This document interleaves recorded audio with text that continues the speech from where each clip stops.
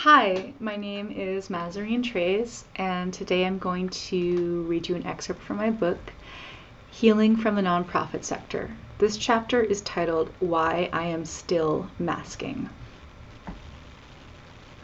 For anyone else out there who's still masking, I salute you. So if you see me in the streets, I will be masked. Are you still masking too? Why mask? From Threat Model. COVID is airborne. It is the exhaled breath of infected people. Vaccines and treatments are your last lines of defense. Post-infection immunity shortened to 28 days. 1 in 3 infected people are pre-symptomatic or show no symptoms. Long COVID usually comes from reinfections, most often mild infections. There is no limit to how many times you can get COVID-19. The AMA wants people to know that getting reinfected is akin to playing Russian Roulette.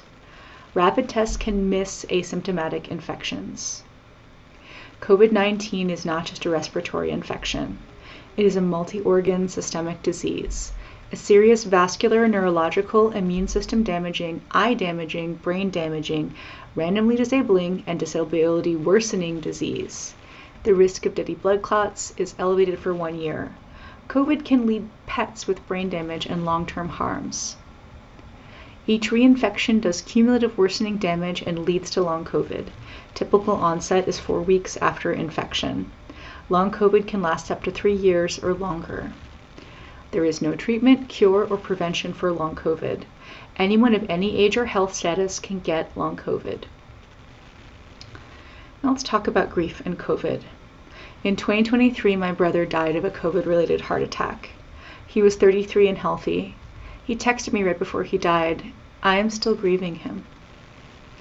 Ever since then, I've renewed my commitment to masking everywhere.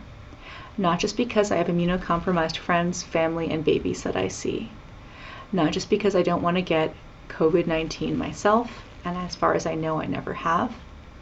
Not just because you are most contagious with COVID for days before you feel ill, so even if people say, it's okay, I'm not sick, you could have COVID and never know. Not just because studies have shown that COVID can increase your risk of heart attack, stroke, dementia, and cancer. Not just because there is no cure for long COVID and 1 in 10 people get long COVID.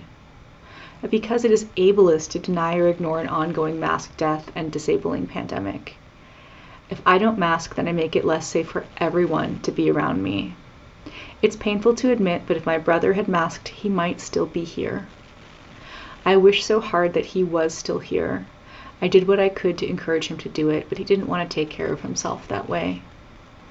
I miss him so much. I don't want to let another day go by without telling you how important it is that you mask. I definitely have lost friendships because of masking, and I still have friends who give my masking the side eye. It's painful to see how many times these friends have gotten needlessly sick because they didn't mask. And no, you don't need exposure to diseases for immunity. You can get free masks. Now that I know how to keep myself and loved ones safe, I do everything I can to encourage people to mask. There are mask blocks if you need a mask but cannot afford one. You can even find free air filters and masks on Buy Nothing. It's an app and it's also a Facebook group. If you stop masking, it's not too late to start again. For those people who say you've got to live your life, I'm absolutely living my life. I'm traveling, I'm going to shows, I'm going to the gym, I'm seeing friends masked. It's not hard. On anti-masking and lateral violence in our nonprofits.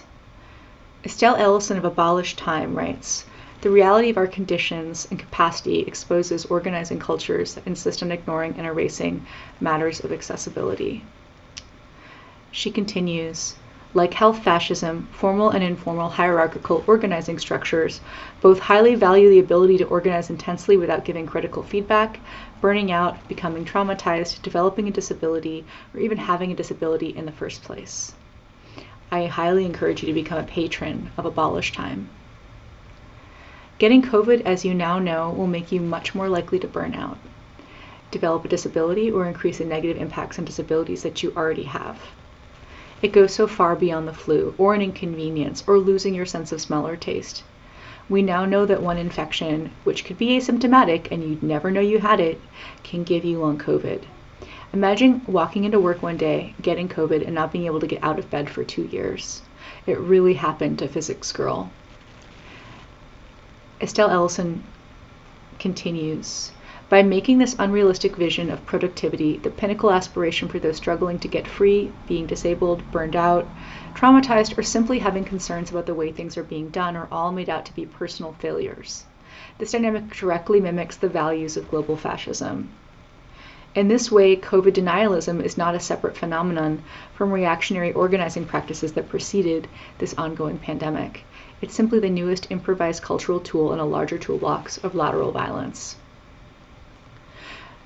So by refusing to acknowledge the ongoing threat of COVID-19, your organization, your movement, your nonprofit is directly putting you in harm's way. And that directly mimics the values of global fascism.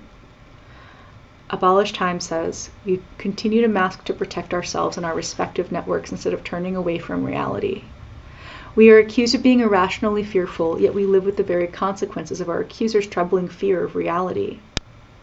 I refuse to turn away from the reality that these conditions killed someone I loved, and will continue to disable and kill more people every day. A day-to-day solution is so simple. If you're still masking, I salute you.